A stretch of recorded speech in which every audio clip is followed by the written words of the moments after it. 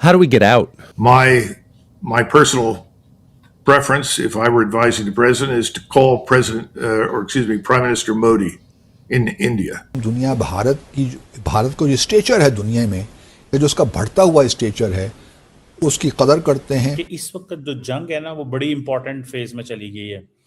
इसमें एक बात तो ये है कि इजरायलीज ये समझते हैं कि ईरान से वो ये चीज़ें एक्सपेक्ट नहीं कर रहे थे कि इतना लंबा ये सब कुछ चलेगा। Now you can say, well, he was just in Israel. Well, that's fine. He has good relations with Israel. That's not a bad thing. He also has good relations with Iran. वो आपको बहुत कुछ बयान करती हैं। ये दो तस्वीरें मैं स्क्रीन पे पेश करने जा रहा हूं, जरा देखिए कि हमारा लीडर चाइनीज प्रेसिडेंट से कैसे मिल रहा है और इंडियन प्राइम मिनिस्टर की सूरत अहवाल क्या है। ये हमारे वाला मांगत। सबसे ज़्यादा बेचैनी जो पाकिस्तान के पॉइंट ऑफ व्यू से पाई जा रही है वो इसलिए कि पाकिस्तान के जो माशी हालात हैं उसको लेकर हम पहले ही IMF के निर्गम में हैं। IMF और पाकिस्तान के दरमियान जो टॉक्स हैं वो इनकंक्लूसिव रही हैं, वो बगैर किसी नतीजे के ख़त्म हो चुकी हैं। ईरान ने ये धमकी दी है, ईरान ने ये थ्रेट किया है कि वो अमेरिका की रियासत कैलिफोर्निया को टारगेट करेगा। जो ईरान डिसैलिनेशन प्लांट पे जो अटैक हुआ, रिस्पांस जो बहरीन पे ईरान ने अटैक किया, हमने अपनी वो हालत कर दी है कि हमारे किसी पड़ोसी को हमसे किसी किस्म का कोई फायदा नहीं है। हम एक ऐसी चीज बन गए जिससे सिर्फ नुकसान तो हो सकता है लेकिन हम किसी का फायदा नहीं कर सकते। इंडिया के पास इस वक्त वैसे भी ऐसी पावर है। नमस्ते दोस्तों, जय हिंद।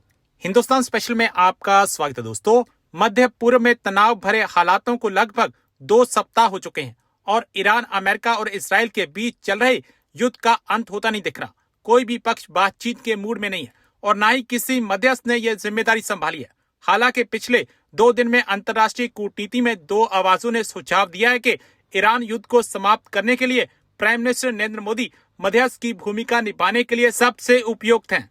अमेरिका के सैन्य अधिकारी कर्नल डगलस मैकग्रेगर ने टकर कॉल्सन के पॉडकास्ट में कहा, अमेरिका इसराइल ईरान युद्ध को रोकने के लिए हमें एक मध्यस्थ की आवश्यकता है और बेहतर होगा कि वह मध्यस्थ भारत के प्राइम मिनिस्टर नरेंद्र मोदी हो। मैकग्रेगर ने अमेरिका के राजनीतिक हलकों में एक प्रभावशाली व्यक्ति हैं। प्राइम मिनिस्टर मोदी द्वारा Israeli prime minister Benjamin Netanyahu और ईरानी नेताओं को किया गया एक फोन कॉल युद्ध को रोक सकता है। पिछले दिनों यूएई के पूर्व राजदूत मिर्जा ने यह बात कही थी। भारत ने स्वतंत्रता के बाद युद्ध के समय कभी भी किसी एक देश या देशों के गठबंधन का खुलकर समर्थन नहीं किया। हमने अपनी वो हालत कर दी है कि हमारे किसी पड़ोसी को हमसे किसी किस्म का कोई फायदा नहीं है। हम एक ऐसी चीज बन गए जिससे सिर्फ नुकसान तो हो सकता है लेकिन हम किसी का फायदा नहीं कर सकते। अभी भी कई दिन गुजरने के बाद हमारे प्राइम मिनिस्टर साहब की थोड़ा हिम्मत बंदी या पता नहीं मुल्क के अंदर से कहीं से प्रेशर आया कि उन्होंने आखिरकार जो नए सुप्रीम लीडर आए हैं वहाँ ईरान के, उनको मुबारकबाद दे दी। भाई इतने दिन से आप क्या कर रहे थे, क्या सोच रहे थे? जाहिर है ये ट्रम्प सोच रहे होंगे कि अगर मैंने मुबारकबाद दे दी ट्रम्प को ना बुरा लग जाए।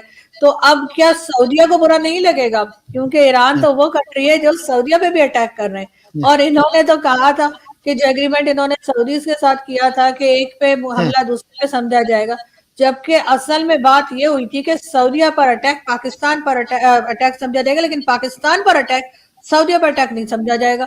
अगर यही बात होती कि पाकिस्तान पर अटैक सऊदिया पर अटैक होता तो सर फिर तो अभी तक मेरा ख्याल है कि जितने अटैक हमारे ऊपर टीटीपी कर चुका है कहीं ना कहीं तो सऊदी अरब निकल आया होता, लेकिन ये ऐसा कुछ भी नहीं कर रहे हैं। और यहाँ पर इनकी जो पॉलिसी है फिर एक बार एक्सपोज हो गई है, एक बार फिर पता लग रहा है कि ये सिर्फ अपने जाती जो उनके फायदे हैं वो उसी के ऊपर चल रहे हैं। वरना पंजाब गवर्नमेंट को क्या जरूरत पड़ी थी जहाज खरीदने की? उसके बाद ये भी सुना जा रहा है कि फील्ड मार्शल साहब भी शायद जहाज लेने वाले हैं या ले लिया। तो इस किस्म के खर्चे के चल रहे हैं, उस पर IMF इनको कुछ नहीं कह रहा कि भाई आपने क्यों ये जहाज, जिसमें पूरी एयरलाइन भेज दी, PIA जितने में बेच दी इन्होंने पूरा का पूरी एयरलाइन, उसमें एक जहाज इन्होंने लिया। किस लिए? मतलब क्या नखरे इनके चल रहे हैं? और उसके बाद उस पर ऑस्ट्रेलिया या कहीं के लिए रवाना भी हो गई है मैडम। तो यहाँ तो सर बिल्कुल एक बेहिस किस्म के लोग हैं, इन्हें कोई फर्क नहीं पड़ता। मुझे यकीन है कि ये पब्लिक के लिए 2 इस तरह की तकरीरें करके या स्टेटमेंट दे के मीडिया के सामने और रात को बैठ के ये सबके सब पार्टी करते होंगे, मुझे 100% यकीन। और हंसते होंगे यहाँ की आवाम पर, यहाँ के लोगों की मजबूरी पे, यहाँ की हालत पे क्योंकि इनको ये इसी तरीके से बहुत बेहिस बेगैरत होना पड़ता है, तब आप जाकर पाकिस्तान की पार्लियामेंट का हिस्सा बनते हैं। उसके बगैर कोई कभी कोई गैरत वाला, किसी को शर्म आती हो अपने लोगों की हालत देखे, अगर वो होगा तो वो कभी भी अपने ये चोंचले और इस किस्म के इनके जो नखरे वो नहीं चलेंगे। इमरान खान ने भी कहा था कि मैं साइकिल पे जाया करूंगा ऑफिस, लेकिन वो तो कभी जहाज से नीचे, हेलीकॉप्टर से नीचे उन्होंने पाँव ही नहीं रखा। लेकिन क्योंकि वॉर से रिलेटेड है, ये वॉर अपडेट है, क्योंकि बहुत सी नई डेवलपमेंट्स हमारे सामने आ चुकी हैं और ये वॉर हम सबको, इस प्लेनेट को किस तरफ लेकर जा रही है आपके सामने रखते हैं। देखिए कुछ बहुत बड़ी खबरें, बहुत बड़ी डेवलपमेंट्स।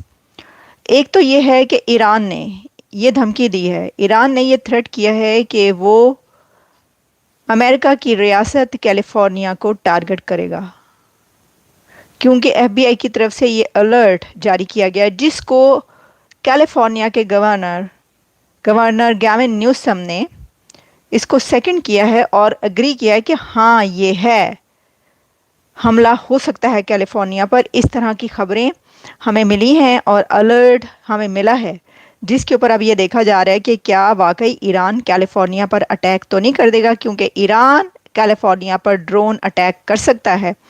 ये खबर जो है ये मिली है।